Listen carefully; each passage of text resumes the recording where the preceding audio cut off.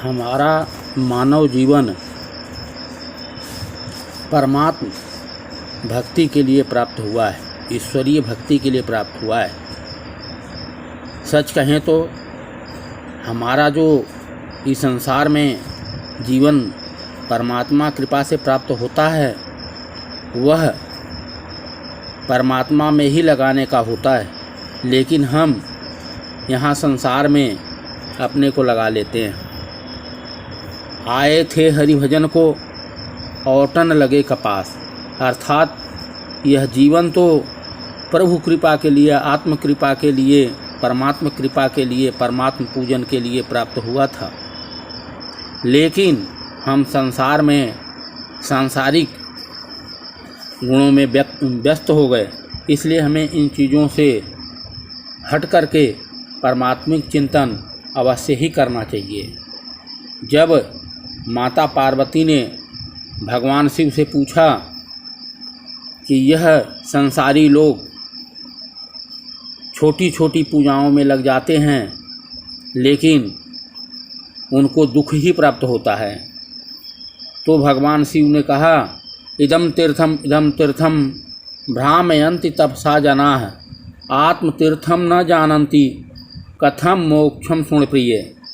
भगवान शिव ने कहा कि हे पार्वती, यह सांसारिक मनुष्य आत्मतीर्थ को नहीं जानता है, अपने आध्यात्मिक तथ्यों को नहीं जानता है, और वह विभिन्न ये तामसी जीव, यह सांसारिक जीव विभिन्न तीर्थों में घूमता रहता है। कभी मथुरा जा रहा है, कभी काशी जा रहा है, कभी वृंदावन जा रहा है, और वह इस तरह घूमने से कभी भी परमात्मा की प्राप्ति नहीं कर सकता, अर्थात वह अपने आत्म शक्ति को नहीं समझ सकता, आत्मज्ञान को प्राप्त नहीं कर सकता। आत्मतीर्थम न जानन्ति, यह आत्मतीर्थ को नहीं जानता है।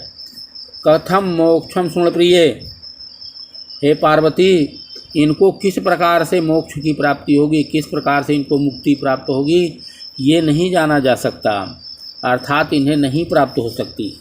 अविनाशी आत्मचल जग ताते प्रतिकूल, यह जो परमात्मा है अविनाशी है, अजन्मा है, सर्वव्यापी है, तो इस अविनाशी आत्मा को जानो और यह भी जानो कि आत्मा के अलावा सब कुछ प्रतिकूल है। यह संसार जो है यह आत्मा के उलटफेर है, अर्थात आत्मा के उल्टी दिशा में ये चलते हैं।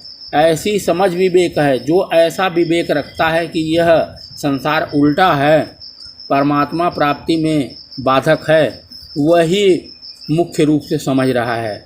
लेकिन जब हम परमात्मिक गुणों का चिंतन करते हैं, मनन करते हैं, सुमिरन करते हैं, सहजता उसमें रखते हैं, तो हमको स्वतः ही संसार की और परमात्मा की सभी शक्तियाँ प्राप्त होने लगती हैं। गीता में भी कहा गया है कि जो व्यक्ति संसार के सभी वस्तुओं का उपयोग आसक्ति के बिना सहजता से कर रहा है, वह जीवन जीते हुए मुक्ति को प्राप्त कर लेता है, जीवन जीते हुए भी मुक्ति को प्राप्त करता है, और मरने के बाद मुक्ति प्राप्त करना भी नहीं होता है। मुक्ति तो स्वतः ही सब कुछ छोड़ देने पे मिल जाती है, हमारी आसक्ति किसी चीज़ में न हो।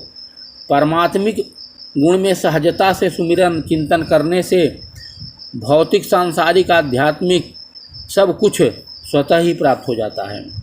आध्यात्मिक गुण का चिंतन करना हमारा परम कर्तव्य है।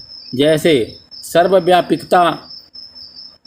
सर्वव्यापिकता के गुण को परमात्मा सब गुणों में भी निहित है, सब जगह उपस्थित है, कण कण में व्याप्त है, ऐसा सोचें।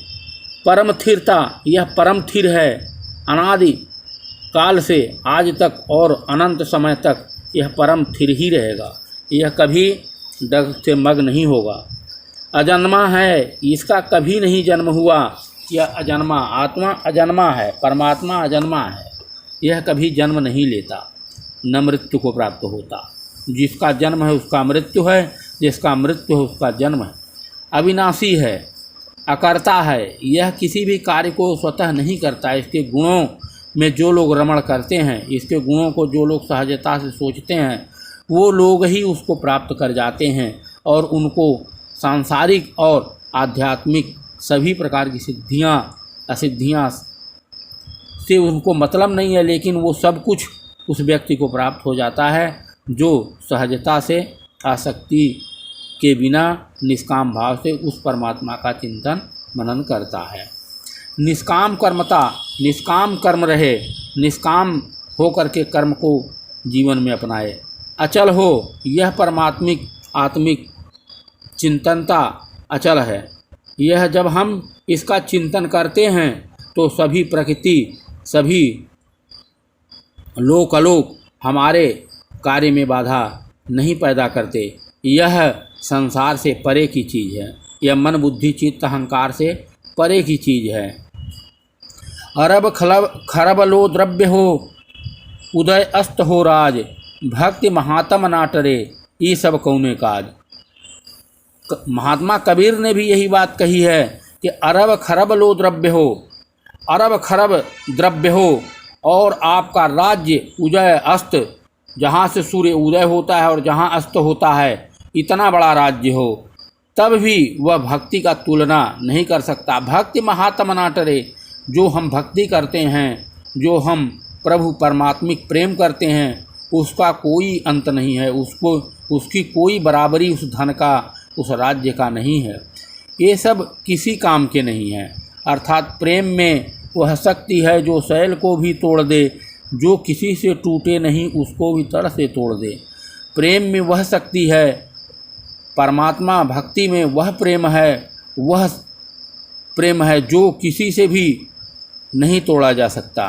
अर्थात आत्मिक प्रेम, अपने से प्रेम करना, अपने आत्मा से प्रेम करना, ये बहुत बड़ी भक्ति है और इसी के लिए जीवन प्राप्त हुआ है। राम नाम की औषधि समय समय पे खाओ, तन में दुख व्यापय नहीं, महादुख मिट जाए। राम नाम अर्थात वह राम जो सर्वव्यापी है, जो अजन्मा है, उस राम का अगर हम चिंतन करते हैं, उसके औषधि राम के चिंतन रूपी सुमिरन रूपी औषधि को जब हम ग्रहण करते हैं तो हमें सब कुछ स्वतः ही परमात्मा प्रदान कर देता है।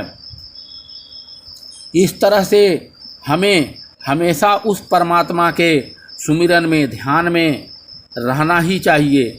जब हम उस परमात्मिक चिंतन को करते हैं तभी हमें सफलता प्राप्त होती है और संसार की जो भी चीज़ें हैं उससे हमें वह परमात्मा ऐसी शक्ति प्रदान कर देता है कि हम उस सब चीज़ों को स्वतः ही जान लेते हैं।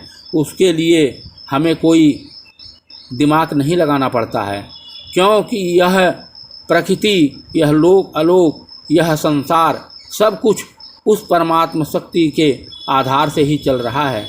जब हम उस आधार की चिंतन करते हैं, सुमिरन करते हैं, तो हमें किसी भी चीज़ को प्राप्त करने की मन में इच्छा ही खत्म हो जाती है।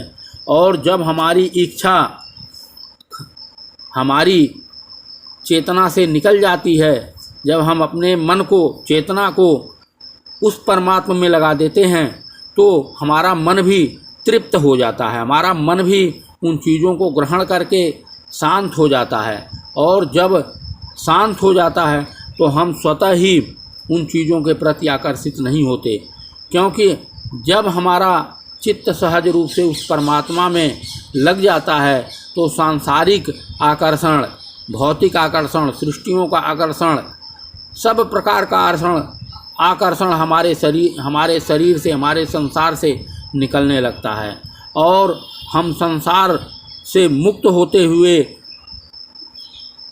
अपने परमात्मा में लीन हो जाते हैं। वह परमात्मा लीन भी नहीं होना है, बस सहजता प्राप्त करते हैं, मुक्ति प्राप्त होती है और हम जीते जी मुक्त हो जाते हैं। और यह हमें आत्मविश्वास अंदर से ही आता है, हमें कोई इसके लिए प्रमाण की ज़रूरत नहीं है। जब हम अंदर से इस चीज़ का अनुभव करने लगते हैं, इसका साक्षी भी हम ही हैं।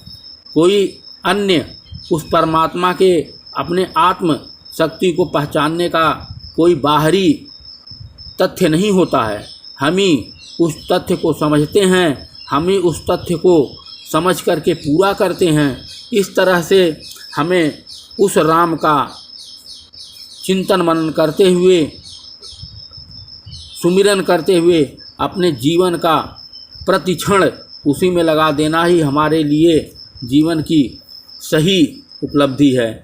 और गीता में तो ये भी कहा है कि जिस प्रकार से एक पनहारिन अपने गगरी पर, पानी भरे हुए गगरी पर केवल ध्यान रखती है और संसार के सभी कार्यों को वह स्वतः ही करती रहती है, उसको किसी प्रकार का बाधा उत्पन्न नहीं होता है, ठीक उसी प्रकार से हमको भी परमात्मा में अपने मन बुद्धि चित्त अहंकार को लगा देना है और सांसारिक कार्यों को करते रहना है। अपने भोजन के काम को, अपने सर्विस को, अपने दैनिक जीवन को, कार्य को हमें करते रहना है। ज्यों ज्यों डोलूं, जो जो खाऊं, जो जो सोचूं, सोई सो पूजा। वही हमारा पूजा हो जाएगा। जब हम सोते हैं तो वही हमारा भक्ति हो जाएगा। जब हम चलेंगे तो वही परिक्रमा हो जाएगी। इस प्रकार से सोचते हुए हमें अपने संपूर्ण जीवन में परमात्मा का चिंतन करते हुए जीवन यापन करना चाहिए। इसी के साथ हमने वाणी का विराम देते हैं। कृपया आपसे निवेदन है कि हमारे चैनल को लाइक करें, सब्सक्राइब करें, क्योंकि आपके एक लाइक और सब्सक्राइब से हम लोगों को बहुत ही पॉजिटिव शक्ति प्राप्त होती है। हम लोगों को बहुत ही अच्छा प्रतीत होता है। इसलिए आप लोग लाइक और सब्सक्राइब करें। जय हिंद, जय भारत। धन्यवाद।